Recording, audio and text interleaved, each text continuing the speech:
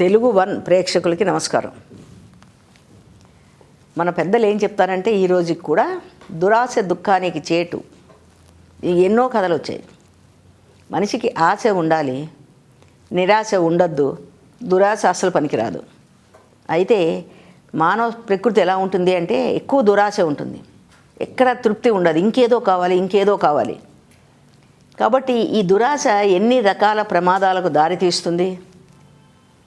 ఈ దురాశ వలన ఒక కుటుంబం ఎలా పాడైపోయింది, ఈ దురాశ వలన ఒక కుమారుడు ఎలా మరణించాడు, తండ్రి యొక్క దురాశ వలన ఎన్ని విపత్తులు వచ్చాయి అని చెప్పే అద్భుతమైన కథ సువర్ణష్ఠీవి.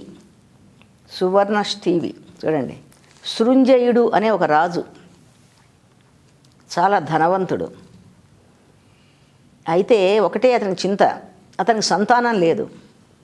నాకు సంతానం లేదు, నా తర్వాత ఈ రాజ్యము, ఈ వైభవం, ఈ సంపద ఎవరికి అని ఎప్పుడూ దుఃఖపడేవాడు.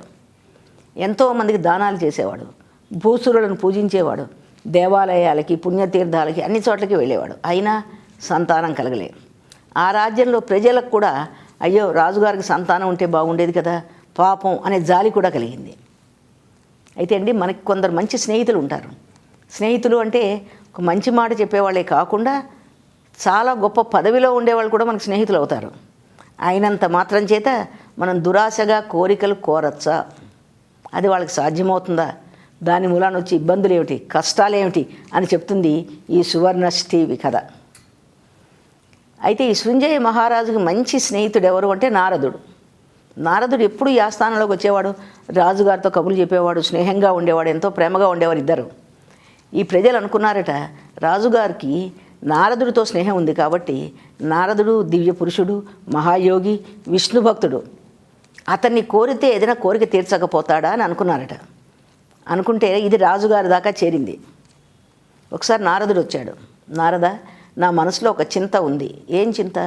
నేను సంతానవంతుని కాలేదు, ఈ రాజ్యం ఈ వైభవం ఎవరిది, నా వంశం ఎలా నిలుస్తుంది? అయితే ఏం కావాలి అంటే, సాధారణంగా మనం ఏం ఆశిస్తామండి, ఏం కోరుకోవాలి? ఆ రాజు ఒక గుణవంతుడైన ఆయుర్దాయవంతుడైన కుమారుని నాకు ప్రసాదించే అనుగ్రహం కలిగించు అనాలి. అదే అనుకుంటాం కదా. ముందర అదే అనుకున్నాడు సృంజయుడు.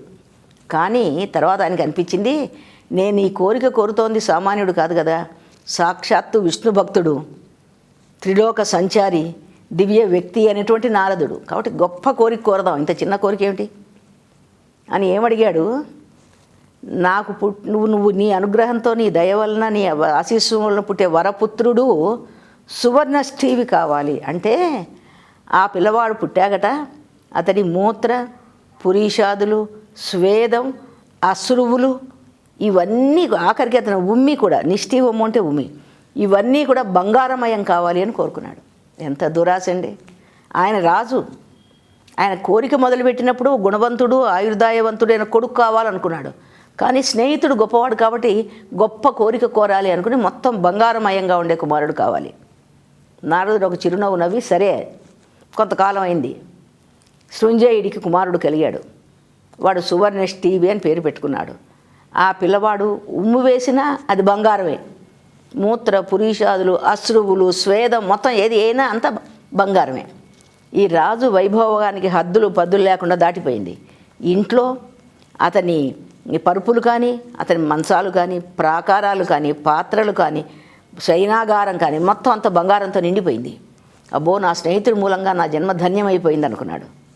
కానీ ఈ దురాశ ఎంత ప్రమాదాలకు దారితీస్తుందో మనం అర్థం చేసుకోవాలి.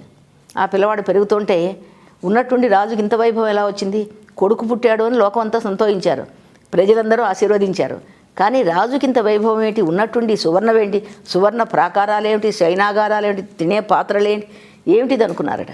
ఈ మాట మెల్లిగా మెల్లిగా మెల్లిగా లోకం అంతా వ్యాపించింది. ఇది చివరికి దొంగల చెవులకి వెళ్ళింది. అమ్మో, ఇంత బంగారు తండ్రి ఆ పిల్లవాడు.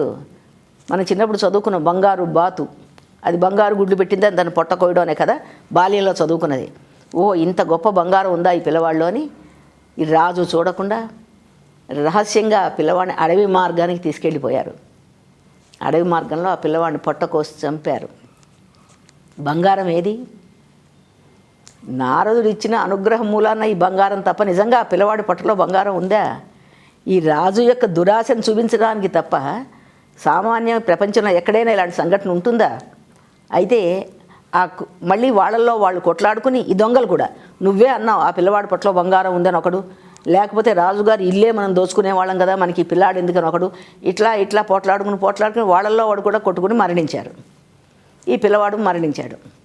రాజు చాలా శోకంలో మునిగిపోయాడు. అయ్యో అనవసరమైన కోరిక కోరాను కదా, ఆయుష్మంతుడైన కుమారుడిని ఇమ్మంటే నారదుడు అనుగ్రహంతో నాకు కలిగేవాడేమో ఇదేంటి అని.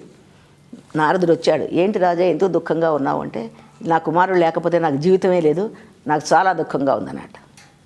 నేను అసలు రాజుగా ఉండాలనుకోవట్లేదు అని. అప్పుడు నారదుడు చెప్తాడు, నీలాంటి రాజులు ప్రపంచంలో ఎందరో వచ్చారు, ఎందరో ఈ లోకంలో వెళ్ళిపోయారు. జనన మరణాలను ఎవరూ తప్పించుకోలేరు. కానీ నీ దురాశే నీ దుఃఖానికి చేటు కలిగింది. ఇప్పటికైనా నీకు జ్ఞానోదయం అయితే నీ కుమారుని బతికిస్తానని ఆ పునరుజ్జీవితిని చేశాడు. ఇది పౌరాణిక కథ కాబట్టి మరణించిన వాడిని నారదుడు తన మహత్యంతో తన విష్ణు భక్తితో ఆ కుమారుని తిరిగి బతికించాడు. అయితే ఈ సువర్ణిష్టివి పెరిగి పెద్దవాడు అవుతున్న కొద్దీ రాజు కనిపించింట, ఎంత పొరపాటు చేశాను, నేను గుణవంతుడైన కొడుకుని కోరుకున్నట్టయితే ఈ దుఃఖం నాకు వచ్చేది కాదు కదా, నా దురాశే దుఃఖానికి మూలమైంది అనుకుని చాలా పశ్చాత్తప్తుడై పిల్లవాడు పెరిగి పెద్దవాడు అయ్యాక రాజ్యం అతనికి అప్పగించి విష్ణు భక్తి సామ్రాజ్యం వైపు అతని మనసు మరలి తపస్సు వైపు అతను మరలింది అని చెప్పడం. అంటే ఈ కథ ఏం చెప్తుంది, నిజంగా సువర్ణిష్టి అనేది ఉంటుందా, ఉమ్ము కూడా బంగారం అనేది జరుగుతుందా? కాదు, మనిషి యొక్క ప్రలోభ ప్రవృత్తిని చెప్పడానికి ఈ కథ. మనుషులకి ఎంత దురాశ ఉంటుంది అంటే ఉన్నదాంతో తృప్తి ఉండదు. మనం అడుగుతారు లోకంలో ఎందుకు ఇంత దుఃఖం ఉంది అంటే, ఒకసారి వివేకానందుడు చెప్పాటండి, కొందరి ఇళ్ళు చాలా పెద్ద పెద్ద భవనాలు, మనం చూస్తున్న అత్యాధునిక సౌకర్యాలు చాలా గొప్పగా ఉంటాయి దూరం నుంచి చూస్తుంటే. మీరు లోపలికి వెళ్ళి చూడండి, ఆ ఇళ్లల్లో ఉండే వ్యక్తులు చాలా ఆనందంగా ఉన్నారా, చాలా తృప్తిగా ఉన్నారా, సంతోషంగా ఉన్నారా? సగం మంది ఉన్నారండి. మన ధనం ఎప్పుడు కూడా దుఃఖహేతువు అవుతుంది. సంపదలు దుఃఖహేతువులు అంటారు పెద్దలు. ఆ సంపదలు పెరిగిన కొద్దీ అవి జాగ్రత్త పెట్టుకుని కోసం, ఆ జాగ్రత్త పెట్టుకోలేనప్పుడు అనారోగ్యం పాలవడం, ఇట్లా దుఃఖాలే మిగులుతా తప్ప ఆనందంగా ఉండరు. కాబట్టి మనిషికి ఉన్న దాంట్లో తృప్తి పొందినట్టయితే మనిషి జీవితంలో కష్టాలు ఉండవు. మనం చూస్తూ ఉంటాం, మనకు పెద్ద పెద్ద ఏసీ భవనాల్లో నిద్ర రాక కంగారు ఉక్కిరిబిక్కిరి అవుతుంటే ఒక చెట్టు కింద చిన్న ఒక గుడ్డ పరుచుకుని, ఒక తుండు గుడ్డ పరుచుకుని హాయిగా నిద్రపోయేవాడిని చూస్తే మనకు అసూయ కలుగుతుంది. ఎందుకని అబ్బా వీడు ఎంత సుఖజీవి అనుకుంటాం. ఎందుకంటే వాడికి తృప్తి చాలు. కాబట్టి మనిషికి తృప్తి అన్నది చాలా ముఖ్యము, దురాశ పనికి రాదు అని యువతరానికి మంచి హెచ్చరిక చేస్తున్నటువంటి మనం చూస్తున్నాం. కొందరు 10 నుంచి 6 వరకు ఉద్యోగం, 6 నుంచి రాత్రి 9 గంటలకు ఇంకో కాల్ సెంటర్లో ఉద్యోగం, మళ్ళీ తెల్లవారుజామున. అంటే వాళ్ళ జీవితంలో అసలు ప్రశాంతత, జీవితంలో ఒక అంటే డబ్బు సంపాదించడం పరిగెత్తడంలో పొరపాటు. ఎక్కడో ఒక చోట తృప్తి పడండి, ఎక్కడో చోట ఆనందంగా ఉండండి, ఎక్కడో చోట మంచి గృహస్థ ధర్మంలో ఉండండి, ప్రశాంతంగా జీవించండి అని చెప్పేటువంటి గొప్ప కథ ఇది సువర్ణిష్టి అనే కథ. ఇది అద్భుతమైన కథ. ఇది యువతరానికి ఒక హెచ్చరిక లాంటి కథ. చాలామంది అసంతృప్తితోనే ఉంటారండి లోకంలో. భగవంతుడు ఎన్ని ఇచ్చినా ఇంకేదో అసంతృప్తి ఉంటుంది. ఎందుకు దీనికి అద్దేమిటి అసలు? కాబట్టి తృప్తి గొప్పది, దురాశ చెడ్డది అనే ఒక నీతి కథ లాంటి విషయాన్ని చెప్తోంది ఈ సృంజయుడు అతని కుమారుడు సువర్ణిష్టి కథ. ఇది గొప్ప కథ. వచ్చే వారం మరొక కథతో కలుసుకుందాం.